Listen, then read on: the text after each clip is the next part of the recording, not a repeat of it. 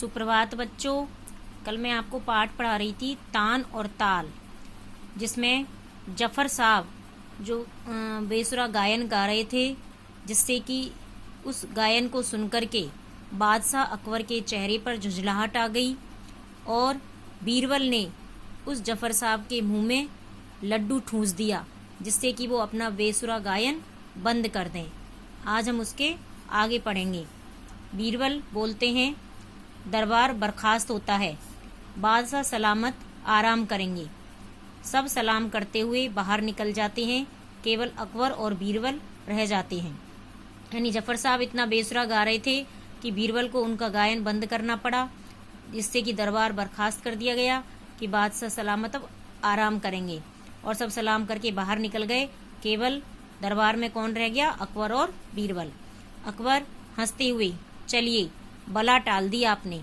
गाने वाले के मुंह में लड्डू, चेहरा देखने वाला था। मिठाई न थूकते बन रही थी न निगलती, मुंह बनाते हैं। उफ, ऐसा गायन तो नरक में भी ना सुनाई दे। आप कहाँ से उठा लाए यह घटिया कलाकार? अब अकबर हंसते हुए कहते हैं, अच्छा रहा बीरबल से कि अच्छा हुआ कि तुमने ये आफत टाल दी और गाने वाले के मुंह में लड्डू ठूंस दिया। चेहरा देखने लायक था, ना तो मिठाई थूकते बन रही थी ना निगलते बन रही थी, ना तो वो गा सकते थे और ना ही निगल सकते थे। तो मुंह बनाते हुए, उफ, ऐसा गायन तो उन्होंने इतना बेसुरा गा रहे थे कि नरक में भी ना सुनाई दे। तो अकबर जो है बीरबल से कह रहे हैं कि ऐसे घटिया कलाकार को तुम कहाँ से उठा कर ले आए? तो फिर बीरबल कहते हैं हाथ जोड़कर, क्षमा करें जहाँपना, भूल हो गई, यानी गलती हो गई। अकबर बोलते हैं, पर चापलूसी की भी हद है।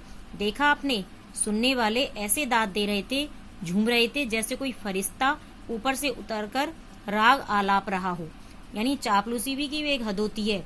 आपने जो वहां पर श्रोता यानी जो सुनने वाले बैठे हुए थे, वो ऐसी प्रशंसा कर रहे थे, ऐसे झूम रहे थे जैसे कोई भगवान का दूत आकर के और अच्छे स्वर दे रहा हो, इस तरह से राग आलाप रहा हो। बीरबल, राग और ताल समझने वाले तो हुजूर केवल आप हैं, उन बेचारों को क्या समझ? भाई, राग और ताल की पहचान तो हुजूर आपको ही है, उन श्रोतागणों को क्या समझ है? यूं ही वाह वाह कर रहे थे, यूं ही प्रशंसा कर रहे थे। तो अकबर बोले, नाराज होते हैं, ऐसे नासमझों को बुलाने से क्या लाभ, जिनके लिए सब सुर एक हैं। तो अकबर गुस्सा हो जाते हैं कि ऐसे नासमझों को, जिनको सुर की पहचान ही नहीं है, उनको बुलाने से क्या फायदा, और जिनके लिए सारे सुरी एक हैं।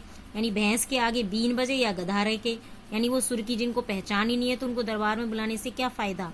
उसके लिए तो सब बराबर हैं। ऐसे मूर्खों की उपस्थिति से तो हमारा भी मजा किरकिरा हो जाता है, मगर ऐसों की पहचान कैसे हो? उठकर चल देते हैं। बीरबल फिर सोचते हुए, एक उपाय है। ताली बजाते हैं, अरे कोई है, चारों ओर घोषणा करा दो कि कल फिर संगीत सभा होगी। इस बार लोकप्रिय और प्रसिद्ध कलाकार ही आमंत्रित होंगे। अब बीरबल सोच रहे थे कि भाई क्या उपाय करें। फिर किसी को उन्होंने ताली देकर के बुलाया और कहा कि भाई चारों तरफ घोषणा कर दो कि कल फिर संगीत सभा होगी और इस बार लोकप्रिय और जो प्रसिद्ध कलाकार हैं उनको ही बुलाया जाएगा। तो दरबान कहते हैं, जो आज्ञा सरकार। दरबान जाता है, यानी चला जाता है। फिर दूसरे दरबान को बुलाते हैं। दूसरे दरबान से कहते हैं, जरा सुनना इधर, कुछ फुसफुसाते हैं। दरबान हंसते हुए चला जाता है, यानी कुछ उसके कान में कुछ कहते हैं, तो वो दूसरा दरबान जो आता है वो हंसते हुए चला जाता है। पर्दा गिरता है। तो आज बच्चों यहाँ तक के लिए काफ़ी है। धन्यवाद।